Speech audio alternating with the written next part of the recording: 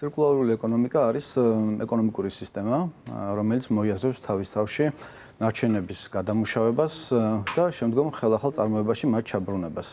მნიშვნელოვანია განვასხვაოთ წრფივი ეკონომიკა ცირკულარული, ანუ წრიული ეკონომიკისგან, ტრადიციული მოდელი, რომელიც მოიაზრებდა მოიხმარე და გადააგდე, უნდა შეიცვალოს წრიული ეკონომიკის მიდგომით, რაც ნიშნავს, რომ გამოყენებული პროდუქცია უნდა გადამუშავდეს და ხელახალ წარმოებაში ჩაებას.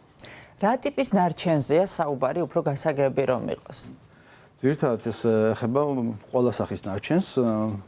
თავარი შეგვიძლია გამოვყოთ საავტომობილო ნარჩენები, როგორიც არის მეორადი საბურავები, საავტომობილო ზეთები, აკუმულატორები, ბატარეები და ელექტრონული ნარჩენები, ასევე მოძველებული ავტომობილები, ტექსტილი, ავეჯი, ყველაფერი, რასაც მოვიხმართ და შემდგომ გადავაგდებთ.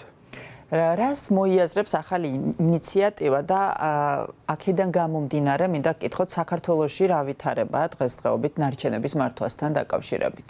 საქართველოში, ისევე როგორც ბევრ ქვეყანაში, ჩვენ რეგიონში საკმაოდ დიდი გამოწვევები დგას ცირკულარულ ეკონომიკასთან დაკავშირებით, რადგან ჩვენი ცირკულარობის მაჩვენებელი 2%-ზე დაბალია, როდესაც იგივე მაჩვენებელი, ევროპის საშუალო მაჩვენებელი 12%-ს უდრის. ცირკულარობა ნიშნავს გადამუშავებული მასალის და ნედლეულის ხელახალ მეორად წარმოებაში ჩაბმას.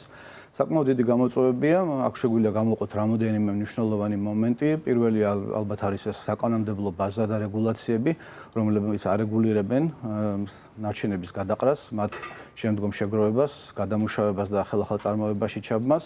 ასევე მნიშვნელოვანია წვდომა ფინანსებზე, რადგან ცირკულარულ ეკონომიკაში ჩაბმული საწარმოები მოითხოვენ შეღავათიან საკრედიტო პირობებს, გრძელვადიან სესხებს და გრანტებს, რომლებიც მნიშვნელოვანია, რათა თავდაპირველ ეტაპზე მათ უფრო ძლიერად და კარგად ჩაებდნენ ეკონომიკის პროცესებში. ასევე დიდი გამოწვევა არის ცნობიერების ამაღლება, სადაც მოსახლეობა, ახალგაზრდები, საცალო სავაჭრო ინდუსტრიის წარმომადგენლები, წარმოების წარმომადგენლები ყველამ უნდა გავიაზროთ ჩვენი ვალდებულება, ჩვენი წილი ვალდებულება და გავითვეცნობიეროთ რა არის გასაკეთებელი, რა არის მნიშვნელოვანი, რათა ჩვენი წვლილი შევიტანოთ ეკონომიკის განვითარებაში ქვეყნის. აქვე გკითხავთ რა არის გასაკეთებელი თითოეული მოქალაქის მხრიდან იმისთვის, რომ ხელი შეუწყოს ნარჩენების მართვას. ალბათ ეს ცირკულარული ეკონომიკის პრინციპებიდან გამომდინარეობს. პირველი პრინციპი არის შევამციროთ ნარჩენები, ანუ მოვიხმაროთ გონივრულად, მოვიხმაროთ ის, რაც გვჭირდება და მოვიხმაროთ რაც შეიძლება დიდხანს. და მას შემდეგ რაც პროდუქტი უკვე აღარ ექვემდებარება გრძელვადიან მოხმარებას, შეკეთებას და რეაბილიტაციას, მოხდეს უკვე მისი შემდგომი გადაგდება საჭირო ადგილას, სადაც მოხდება მისი ავტორიზებულ ცენტრში გადამუშავება და ხელახალ ეკონომიკაში ჩაბმა. არსებობს ესეთი ცენტრები საქართველოში? საკმაოდ მცირეა, ძალიან დიდი გამოწვევა არის ზოგადად გადამუშავების სექტორი, ყველა მიმართულებით და ფაქტობრივად ეხლა იდგავს ფეხს ეს მიმართულება. სპეციალური ურნები რომ არის განთავსებული დედაქალაქში, ეს ერთ-ერთი ხელშემწყობი არის, რომ მოქალაქეებმა დაახარისხონ ნარჩენები და შესაბამის ურნებში განეთავსონ? რა თქმა უნდა, ეს ურნები ძალიან მნიშვნელოვანია, თუმცა ძალიან მცირეა დაფარვის ზონა, თქვენც მოგეხსენებათ.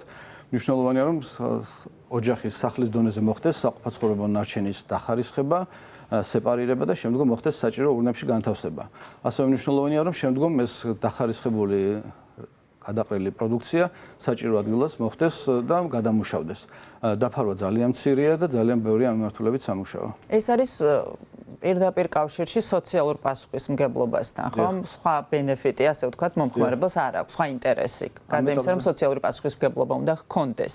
კი, რა თქმა უნდა, სოციალური პასუხისმგებლობა ძალიან მნიშვნელოვანია, ამიტომ ჩვენ ვაპირებთ ვიმუშაოთ ცნობიერების ამაღლებაზე, სხვადასხვა კამპანიების ფარგლებში ზოგადად მოქალაქეებზე, ისევე სკოლებთან და ახალგაზრდებთან თანამშრომლობით, მაგრამ მეორე მომენტი არის ინსენტივების დანერგვა, წახალისება, რომ მოხდეს სეპარირება და შემდგომ ჩაბარება, რის საფუძველზეც მოსახლეობა, თქვათ, პლასტიკის ნარჩენს, ან ქაღალდის ნარჩენს, შესაბამის მასალას ჩააბარებს და მიიღებს გარკვეულ სარგებელს, ფინანსურ სარგებელს უგების სახით. თავარი კითხვა არის ალბათ ის, რატომ არის ესეთი მნიშვნელოვანი ნარჩენებთან დაკავშირებით ცნობიერების ამაღლება და ზოგადად ნარჩენების მართვა. რამდენად დიდი პრობლემის მოტანა შეუძლია ამას თითოეული ქვეყნისთვის, ამ შემთხვევაში საქართველოს მაგალითზე რომ ვიმსჯელოთ. პრობლემა საკმაოდ დიდია, მოგეხსენებათ, საქართველოში რომ შევადაროთ ევროპის ქვეყნებს, ჩვენთან დაახლოებით საყოფაცხოვრებო და ინდუსტრიული ნარჩენის 90% ხდება ნაგავსაყრელზე, რაც ძალიან მაღალი მაჩვენებელია და მიუთითებს, რომ ძალიან მცირედი რესურსის გადამუშავება ხდება. იგივე მაგალითი რომ შევადაროთ შვედეთით მაგალითს, იქ ნაგასაყრელზე მხოლოდ 1%-ზე ნაკლები ხდება. ანუ ამ პროცესში სრულიად ხდება სეპარირება, გამოყოფა და გადამუშავება მოსახლეობის მიერ. მოსახლეობის და სხვადასხვა ორგანიზაციების მიერ, რომლებიც არიან გაფართოებული პასუხისმგებლობის ორგანიზაციები, რომლებიც არიან ამ პროცესში ჩართული. ისინი იღებენ პასუხისმგებლობას მეწარმეებთან და იმპორტიორებთან ერთად, რომ მოახდინონ რეალიზებული პროდუქციის უკან ამოღება, დახარისხება, გადამუშავება და შემდგომ საწარმოო პროცესებში ჩაბმა.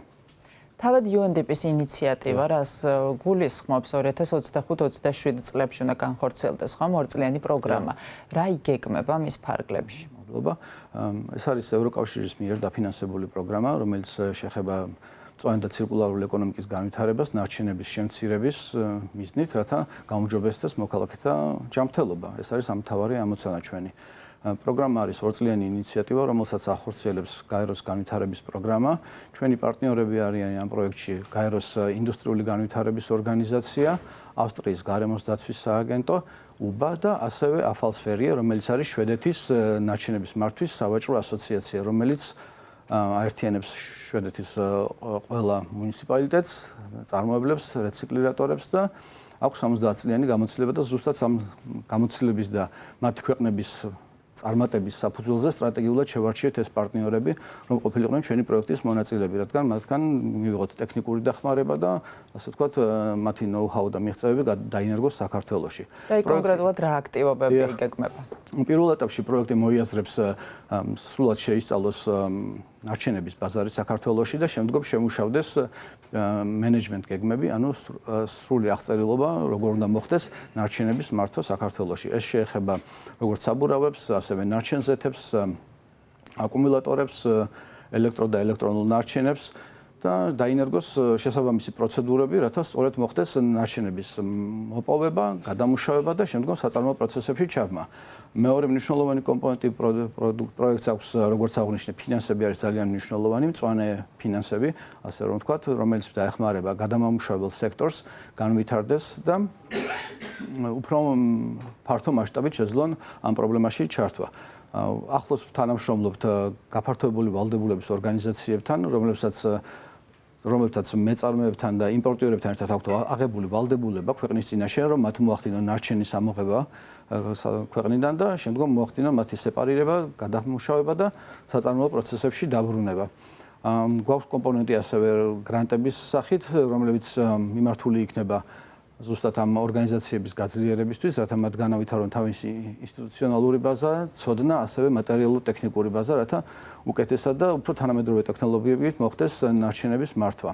ჩვენ აღვნიშნეთ, რომ რეციკლირება და ცირკულარული ეკონომიკა ორი კომპონენტისგან შედგება, ეს არის ერთი წარმოება და მეორე არის მოხმარება და ჩვენ გეგმავთ მოხმარების თვალსაზრისით ვიმუშაოთ ცნობიერების ამაღლების კამპანიებზე, რათა ახალგაზრდებმა და საცალო სექტორის წარმომადგენლებმა შეძლონ ამიმაღლონ ცნობიერება ნარჩენების შესახებ და თუ რა წვლილი შეუძლიათ შეიტანონ მათ.